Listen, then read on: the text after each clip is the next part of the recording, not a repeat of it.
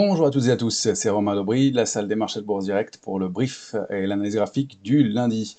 On est donc le 26 juin, il est 16h26, les marchés américains ont ouvert il y a à peine une heure et pour l'instant c'est un peu l'indécision en ce début de semaine, même si on se reprend un petit peu. Alors des marchés qui sont à mon sens un peu piégeux, on va le voir, on va détailler tout ça. Macroéconomiquement pas mal de rendez-vous et du côté de l'intérêt pas énormément. Merci à toutes et à tous pour vos likes, vos partages, vos retweets. Pensez comme d'habitude à vous abonner à la chaîne Bourse Direct YouTube et puis à nos comptes Twitter respectifs pour eh bien faire le suivi des marchés, et notamment des positions ouvertes. Alors du côté des positions ouvertes, effectivement, on a une séquence qui est un peu particulière. On avait détecté un petit peu de pression baissière sur l'Eurostoxx, notamment la semaine dernière, 3 jours d'affilée, des baisses avec une augmentation du nombre de contrats futurs, pas extraordinaire, mais jusqu'à 1,5%, donc quelque chose de relativement significatif. Et puis en fait, bien au cours de la consolidation complémentaire et la quatrième séance de baisse de vendredi, la position ouverte a significativement diminué dans la baisse, donc signe de baisse de pression baissière. Sur le CAC 40, pareil, il y a eu 5% d'augmentation de la position ouverte jeudi, contré complètement vendredi, malgré la baisse et puis des amplitudes importantes, hein, on l'a vu. Donc des marchés qui sont très creux, pas de pression baissière donc à ce stade. Si on reprend les éléments depuis la nouvelle échéance des marchés dérivés du mois de juillet maintenant, pour le CAC 40, on a perdu à peu près 3%, la position ouverte a diminué de 5%. Sur l'Eurostoxx, on a perdu 3%, la position ouverte a diminué au final de 1,49%. Et puis sur le S&P, on a perdu environ 1% et la position ouverte a baissé de 0,68%. Donc, baisse d'intérêt. On le rappelle, énormément d'intérêt qui n'a pas été reconduit d'une échéance à l'autre, hein. Donc là, je parle de ce qui est ou ce qui s'est construit ou pas depuis la nouvelle échéance. Sinon, on sait qu'on a 30% d'intérêt qui n'a pas été reconstruit, 20 à 30% selon les indices, au cours donc de l'échéance du vendredi 16 juin. Donc on a un marché qui est en situation un peu d'attente, en roue libre, des volumes qui en témoignent, pas d'accélération baissière, pas de figure de retournement, mais un marché qui semble relativement piégeux quand même parce que avec des contre-pieds et très livré à des algorithmes. Alors c'est pour ça qu'on peut avoir des rebonds assez significatifs qui peuvent laisser penser que le marché est solide, mais on le voit, les volumes sont faibles et puis les replis importants aussi.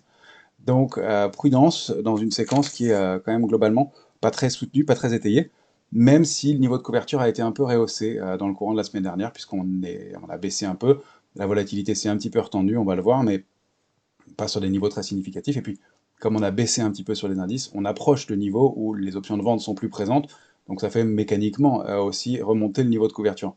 Mais l'intérêt et la position ouverte restent relativement faibles, donc encore une fois, prudence, il y a des pièges. On a détecté sur le futur CAC 40 une grosse densité d'options de vente à 7150. On voit qu'elle fait vraiment son office d'amortisseur, ça fait 3 ou 4 fois qu'on vient tester le niveau, qu'on rebondit dessus. Donc toujours un marché très technique. Si on passe sous cette zone, 7100-150, on risque d'accélérer un peu. On a des premières cibles qui sont relativement proches, mais ensuite, le niveau de concentration d'options, il est plutôt aux alentours de 6009. Donc pas d'alerte majeure, mais pourquoi pas des contre-pieds, des mouvements qui pourraient bien accélérer un peu à la baisse, malgré les rebonds significatifs qu'on peut voir. Donc patience et prudence un peu dans cette séquence qui ne donne pas de signaux très clairs, très précis pour l'instant. Donc consolidation toujours. On voit qu'on n'a pas d'acheteurs d'ailleurs, puisque quand on remonte, c'est eh bien, avec des volumes faibles aussi. Et puis on n'a pas de relais à la hausse, et puis on n'a pas de structure sur les valeurs individuellement, et qui montrent des éléments haussiers. Alors sur les indices américains, c'est un petit peu différent. Sur le Nasdaq, on va le voir. Les quelques signes de faiblesse qu'on pouvait détecter sur quelques grosses technologiques ont l'air de s'invalider, mais encore une fois, attention à des contre-pieds, à des faux signaux sur des hauts de marché qui, eh bien, encore une fois, pourraient déclencher des consolidations un peu appuyées. Encore une fois, pas de retournement de tendance à ce stade, mais un peu une période de flottement, et puis peut-être un peu de prise de bénéfices, de recul, aussi d'éléments techniques liés à l'échéance, comme on l'avait évoqué la semaine dernière, donc qui font que eh bien, certaines positions pourraient être débouclées. Donc on a ce marché qui baisse un peu, et puis d'un coup, on voit, moi je l'interprète comme ça en tout cas, des carnets d'ordre qui se vident, et donc absence de pression baissière, absence de vendeurs, et donc on remonte un peu dans le vide sur rien, et les algorithmes s'engouffrent dans le mouvement et l'alimentent, et c'est ce qu'on voit. Donc on perd 60 points, 80 points sur le CAC 40 et on les reprend dans la foulée, et donc bah, ça c'est visible aussi sur le Nasdaq. Donc des mouvements très algorithmés et pas très tendus, pas très suivis, avec pas beaucoup de volume. Donc ça, c'est assez piégeux à mon avis, et ça peut déboucher sur des sorties baissières un peu marquées au bout d'un certain temps. Donc encore une fois, on est un peu en retrait de ce marché-là. Voilà pour les éléments que je voulais vous donner du côté de la pression et des intérêts. Côté des rendez-vous macroéconomiques pour la semaine, on a eu aujourd'hui l'IFO du climat des affaires en Allemagne. On va avoir demain les commandes de biens durables aux États-Unis, la conférence du consommateur du Conference Board, ça devrait animer un peu la cote. Mercredi, les résultats des stress tests des banques aux États-Unis donnés par la Fed. Jeudi, la dernière estimation du PIB américain et puis les résultats de Nike. Et surtout vendredi, les PMI en Chine, l'indice des prix à la consommation, donc le chiffre de l'inflation en Europe, et puis le gros chiffre de l'inflation, l'indice PCE des prix à la consommation des ménages aux États-Unis, le chiffre le plus regardé par la Fed euh, comme marqueur de l'inflation. Donc la semaine va s'intensifier en publication macro et ça pourrait alimenter des mouvements plus marqués. Voilà, on va passer tout de suite à la lecture du S&P. On va voir que les mouvements ne sont pas très clairs. Des contre-pieds, beaucoup, des faux signaux.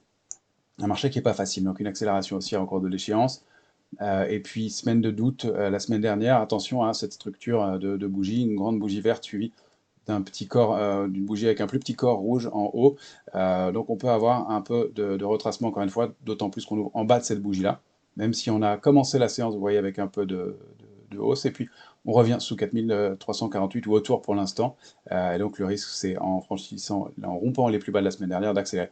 On n'a pas beaucoup de support intermédiaire dans cette zone-là, le risque c'est de refluer assez vite. 4310 est une cible, donc attention à ne pas se faire piéger par un marché qui semblerait solide encore une fois.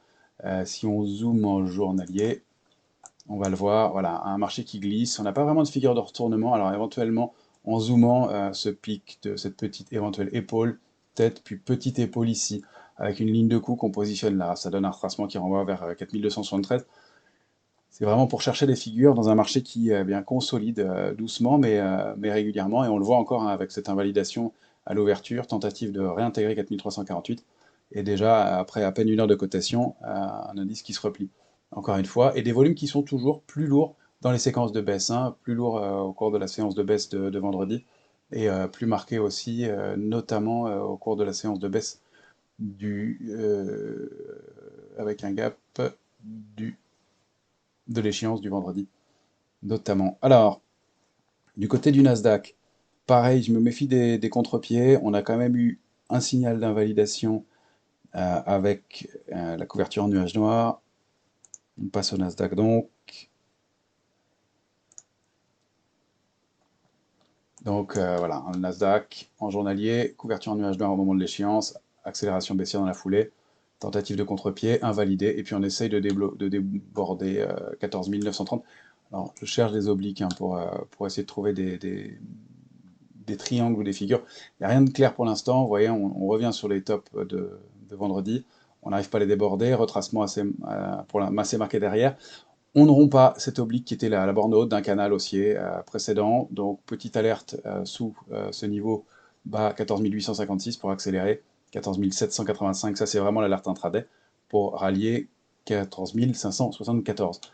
Ensuite, hein, on l'a indiqué, sous ce niveau-là, on a des niveaux intermédiaires, mais une cible probable située entre 13 720, gros niveau de support, et puis 14 060 qui serait l'objectif et le bas du canal. Donc une zone cible probable sur le Nasdaq dans les heures qui viennent, encore une fois pour des raisons techniques, pas pour des retournements de tendance forts, mais encore une fois sur fond de marché un peu en situation d'attente et qui aurait besoin de faire une pause et de consolider. Le retracement devient un petit peu consensuel aussi, donc prudence avec ça. On va voir comment il s'articule. Alors on va regarder quelques valeurs du Nasdaq. Je vais vous montrer Alphabet.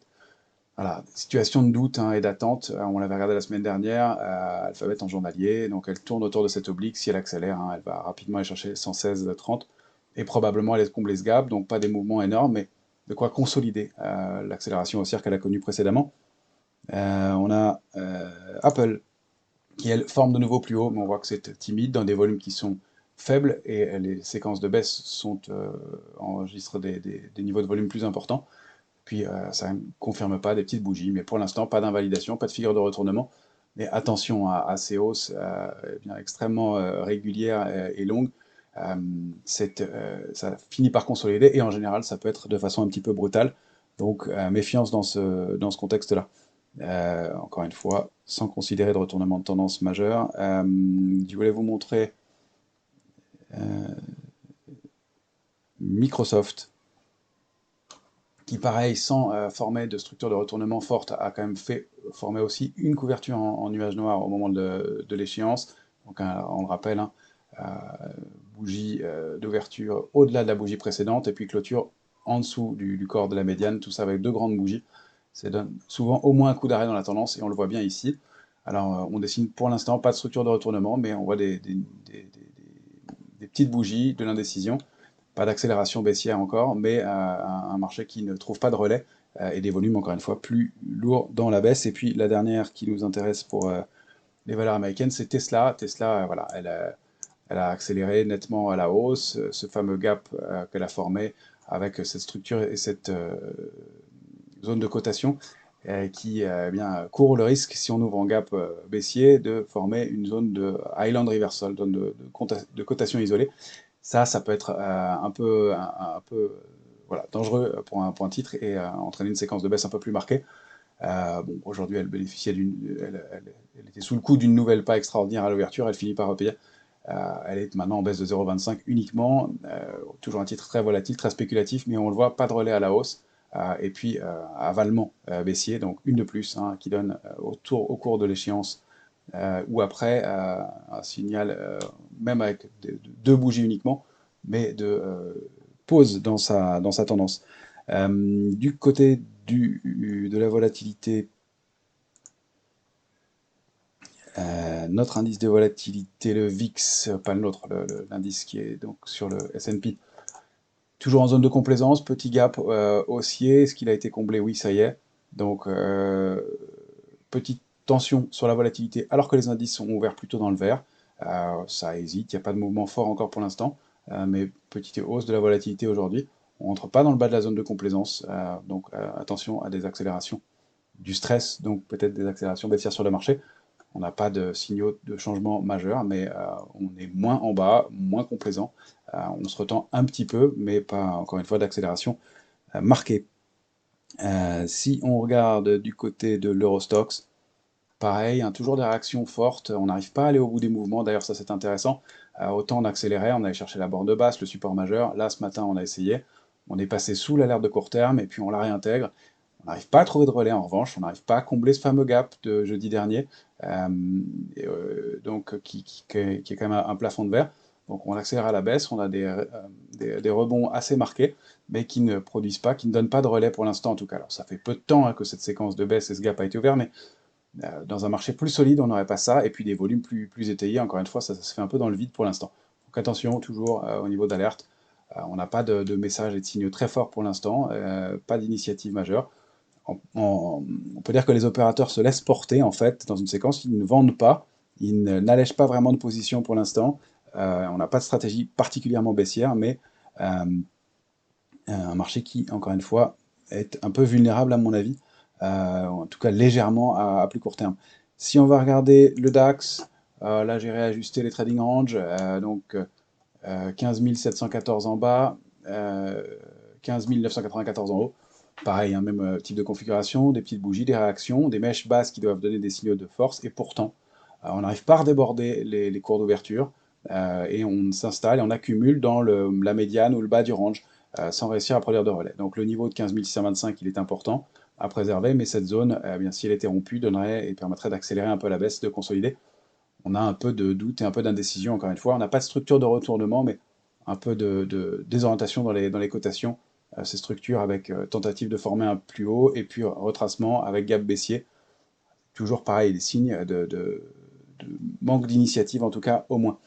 Je reviens un peu sur le Nasdaq, parce qu'au moment où on se parle, eh bien, ce que je vous indiquais se produit. Voilà, invalidation, tentative de hausse, et puis on repasse sous les niveaux de clôture de la semaine dernière, pas encore sous les niveaux d'ouverture, mais on voit que bien, les retracements sont marqués, hein, on tente de rebondir et on n'y arrive pas.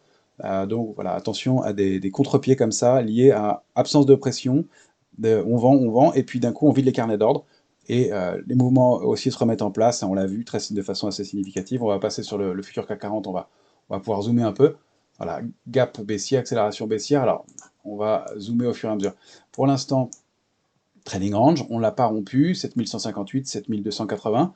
La médiane, 7235, avec à 238 le pied du gap, 262,5 la borne haute du gap. Il faudrait vraiment au moins réintégrer ça pour reprendre des couleurs, repasser au-delà de 235 et puis réintégrer ce gap en clôture et surtout passer 280 pour bien s'éloigner de l'alerte intraday. Mais bon, même si on retrace, on passe sous le niveau d'alerte, on est allé assez loin, hein, 115,5, on rebondit, mais on n'arrive pas à produire de relais, encore une fois, on n'arrive pas à aller redéborder les niveaux. Donc des mouvements de contre-pied, des mouvements techniques, des mouvements sans volume et liés encore une fois à des algorithmes, hein, ils se tentent des pièges et voilà, et les stratégies sont pas évidentes. On l'avait vendu avec succès la semaine dernière. Là, pour l'instant, c'est moins facile. Les stratégies vendeuses sont moins faciles. On se stoppe vite et puis comme ça, on peut reprendre des positions plus intéressantes ensuite. Mais attention, donc 7158, 7280, pas de relais à la hausse. Passer cette zone 216, 235 à la médiane du trading range, c'est important. L'alerte de court terme, donc toujours sous 158 en clôture. Et là, dans ce cas-là, on pourrait aller produire l'accélération et aller chercher 7036, 36,5. Ça n'a plus cours, pardon. Pareil, on cherche des obliques, mais ça bouge tout le temps, donc ça c'est pas très intéressant. Et pas très significatif. Ce qu'on voit, c'est que ce sont bien les horizontales hein, qui sont bien travaillées. Donc dès qu'on atteint des niveaux de résistance, on n'arrive pas à aller chercher le suivant et la médiane depuis plusieurs heures maintenant.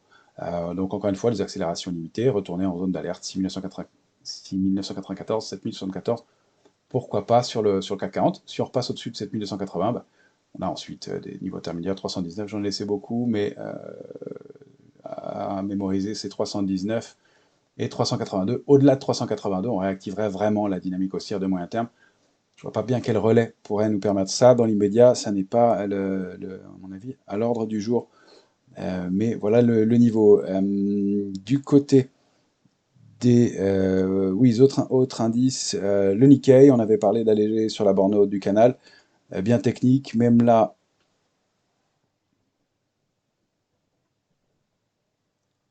euh, il est là, la borne haute du canal, hein, elle a bien fait son office, de la même façon. Voilà, un retracement, pas de retournement majeur, mais un retracement un peu marqué, donc c'était bien d'alléger sur la borne haute du canal sur le Nikkei, pas de signal d'achat dans l'immédiat, on peut laisser retracer un peu plus, au moins revenir à 31 920 pour pourquoi pas reprendre des positions. Pour l'instant, encore une fois, pas d'urgence, c'est pas besoin de prendre d'initiative dans ce contexte. Donc, en dehors de ça, sur les matières premières, c'est pas très clair. De l'attente, donc on cherche des signaux sur les valeurs. Alors nous, on s'est positionné, peut-être à tort, à la baisse sur Airbus. Airbus, c'est une valeur forte du moment. Alors, je ne sorte pas les valeurs fortes, mais des signaux de baisse, des volumes un petit peu plus marqués dans les séquences de baisse. Et puis ce biseau qui a été attaqué. Donc, on a eu un avalement baissier hebdomadaire quand même la semaine dernière. Accélération baissière aujourd'hui, donc à la rupture du biseau. On a tenté une prise de position baissière avec un stop court. Hein, on sortira rapidement au-delà de 129, 20, 129, 30, mais voilà, on considère que la consolidation peut se mettre un peu en place.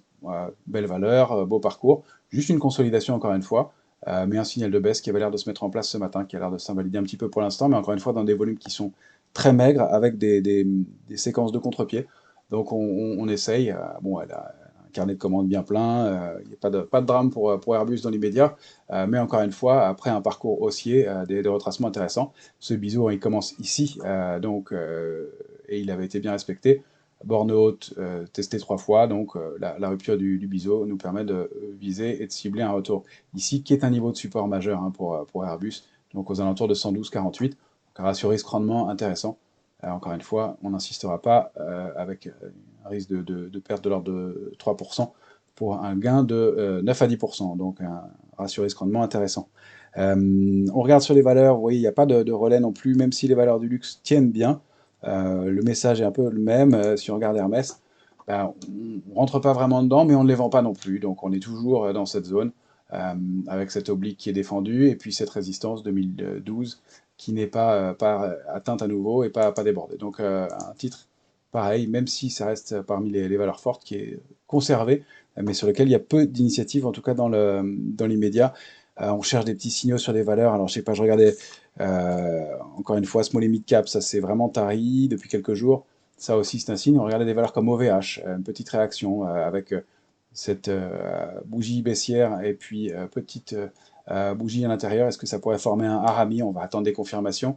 Ça ne fait pas partie des valeurs fortes, évidemment. Un petite recovery, des mouvements qu'on pourrait essayer d'exploiter en trading. Voilà. Mais en dehors de ça, on n'a pas beaucoup d'éléments. Quelques valeurs pétrolières qui bougent un peu, qui stabilisent, mais pas mieux que ça dans l'immédiat.